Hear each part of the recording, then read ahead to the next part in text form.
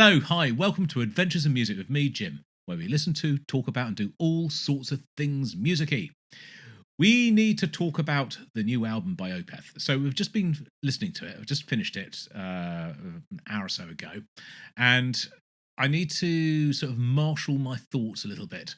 Have some space just to listen to the album again and sort of put some thoughts out there about sort of my take on it. So it's been about 5 years since their last album, which was this one, In Cordum Venenum, which we listened to digitally, not actually as a vinyl, but digitally. 5 years ago. It was one of the very first albums I listened to in its entirety on the channel, and it's not the first Opeth I listened to on the channel. You've got to go back way, way further, nearly 7 years, 6.5 years, when I was listening to just single songs. And I think the very first thing I heard was the Lotus Eater, something like that. So it's a couple of live performances, and I kind of liked it, but had a hard time getting on board with the vocals. And it took me a little while to sort of get round to it. Once I was there, it was fine.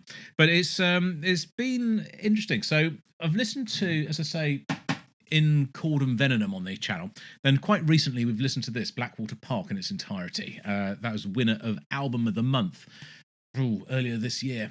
And I realised actually there's only 2 albums I've ever listened to from Opeth on here. And I knew this was coming. And I was very excited to hear it. And boy, oh boy, were we rewarded. Well, I think we were. I hope you agree. This is such an interesting development, I guess, for the band.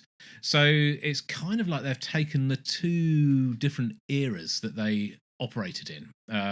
So the earlier sort of death metal-y, hard progressive metal sound that they worked in, with the more sort of proggy 70s proggy stuff which they did on the sort of newer albums, and it's a blend of the 2.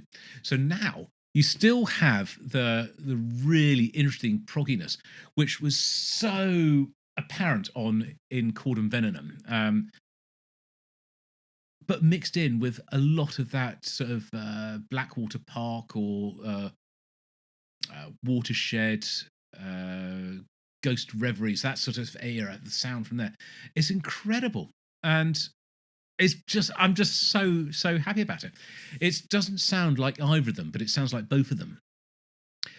I have talked, I should say, about the story that unfolded during the course of this record, and what a clever, intricate vehicle using this record to sort of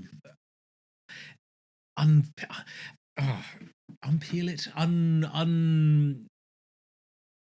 I guess it's like unpeeling an onion. So you're taking the layers off, you're sort of finding more and more little discoveries and finding things out. Second time through, it kind of just sort of gels, because now I know what the story is. I'm looking out for signposts and markers and picking up on things as we're going along. What I haven't done really up to this point is talk very much about the music, and I just want to really touch upon what a great job. That sounds really patronising, but what an incredible sound these 5 musicians have made.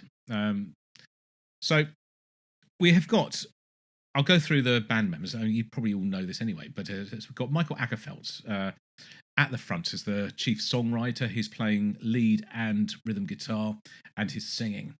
We've got Martin Mendez, who's been in the band for the second longest, actually, as the bass player. He's been in since 1997, and he's playing bass. And then, okay, so he's been in the band since Still Life. My God, that is going back a way. Okay, so bass and occasional backing vocals. Frederick Ackerson. I thought he had been in the band a long time, but it's not actually that long. 2007. It's still, I don't know what, sort of nearly 20 years, I suppose. It's a fairly long time. But yeah, so he's been his guitars, backing vocals. Joachim Svalberg. His keyboards, backing vocals, he's been in since 2011. And then the new guy from 2022 is Valtteri Väyänen, his drummer. And oh my days, is he a drummer? Oh my God. I'm gonna have to keep this open so I don't lose their names, because I'm gonna forget them otherwise. But this album is absolutely, it's just, I think it's going to be a contender for album of the year for me. So I am going to do some videos in December where I'm doing some end of year sort of lists and things, because I just want to. And spoiler alert, this is going to be a contender. I can guarantee it. It's a relatively short album. None of the tracks overstay their welcome very much. And in fact, some of them probably could have gone on a bit longer. I wouldn't have minded. But they've kept them fairly short. And that means that we only have 2 tracks per side. There's a lot of dead wax on each side, as it were. This album, the one that I've got specifically, is pressed as 45 RPM. Gets probably better quality sound from that, because you got more space for the stuff to come out. But it does feel like a bit of a waste. They could have got it onto one album, but never mind. Ackerfeldt's voice is doing stuff I've not heard him do before. So we've got the return of his harsher vocals, the screams, the growls, the guttural sort of real harsh vocal that he does so well.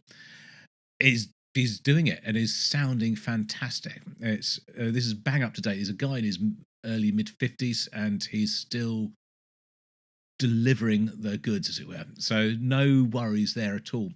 But it's the clean vocals which are something of a revelation to me. I knew that Ian Anderson was on this record, and he's doing quite a lot of the narration, or doing all the narration, and some occasional flute playing as well. And I thought, oh, perhaps he's going to do some singing on here. And when we heard a couple of bits and pieces where there was some singing that was not a vocal that I recognised, I was like, oh, that's Ian Anderson. It was actually, of course it's not. Ian Anderson hasn't sung at all on here. It's all Michael Ackerfeldt. And his baritone, his bass sound, it's an area I don't think I've heard him singing in before. It's a really deep and a lustrous sound. It just sounds amazing. Compared that with his higher register normal singing voice, and then coupled together again with the screams and the growls and the harsh vocal, it's a tour de force. It really is. The writing on here is exemplary. It couldn't be anybody other than Opeth. The sound is entirely what you'd expect it to be from Opeth. I said on one of the videos while we were listening to this, isn't it interesting how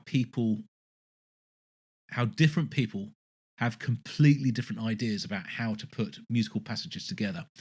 And what I meant by that is some of the melodies that played on here, I would never have thought of. I'd never have thought of going from la la that note to so it's completely just doesn't make sense. It's not a musical.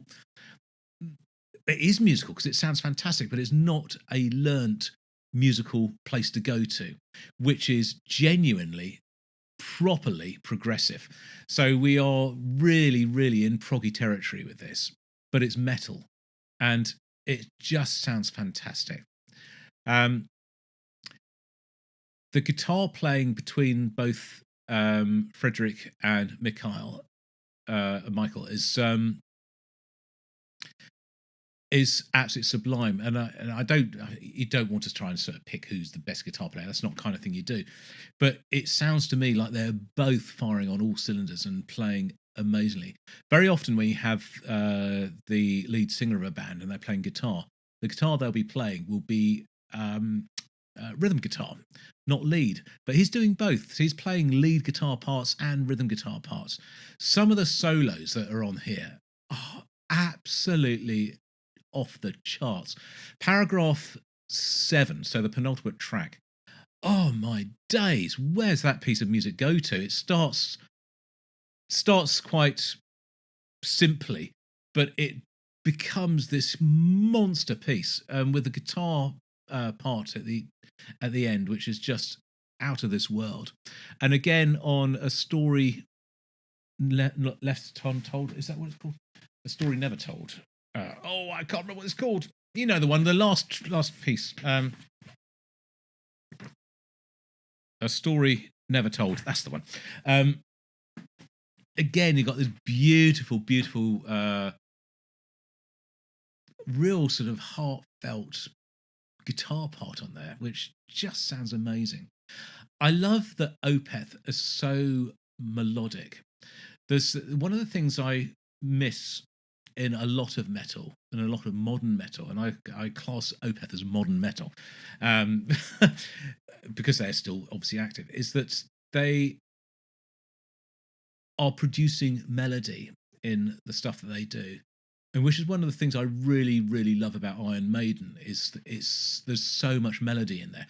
Well, there is in Opeth as well. If you took away Michael's of harsh vocals and left the vocals out altogether and just listen to the music, I don't think there's anybody who has a love for bands like Iron Maiden or Priest or any of those old school 80s bands who would not go on board with it, because it is just bang on. It really is.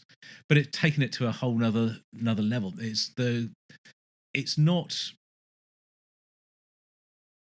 technical the sort of sound. It's not math rock. Doesn't sound computerized like a lot of modern metal is, and it suffers massively for that.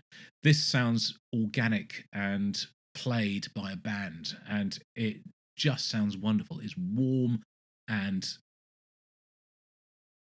evil at the same time. It's fantastic.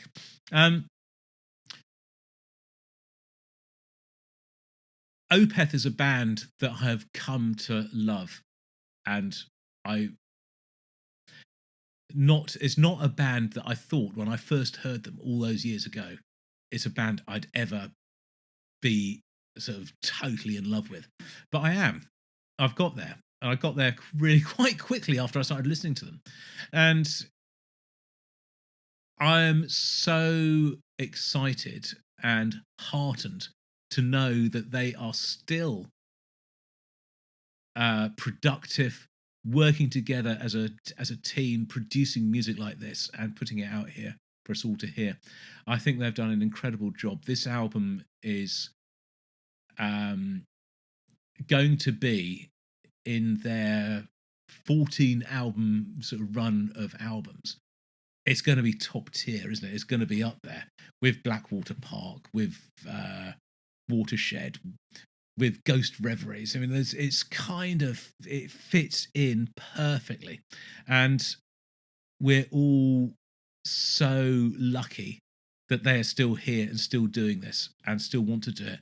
And I hope they want to keep doing it for some years to come, because they're doing it brilliantly. It doesn't feel contrived or forced or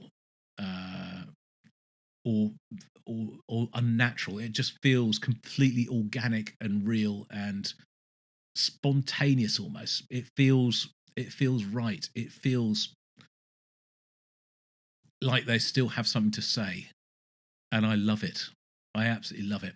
This is definitely, as I say, going to be one of my albums of the year. Where it will end up in the list, I don't know yet. We still have a few weeks to go, and I need to revisit a lot of the albums that we've listened to and come to some sort of conclusion. But I think it may do well. Anyway, I'm going to leave it there. Thanks for bearing with me and listening to me, if you have. I just wanted to say a few more thoughts about this and to have a chance to sort of digest it a little bit before I said any more. I'll see you on the next video, whenever and whatever that is. Until then, this is Jim, over and out.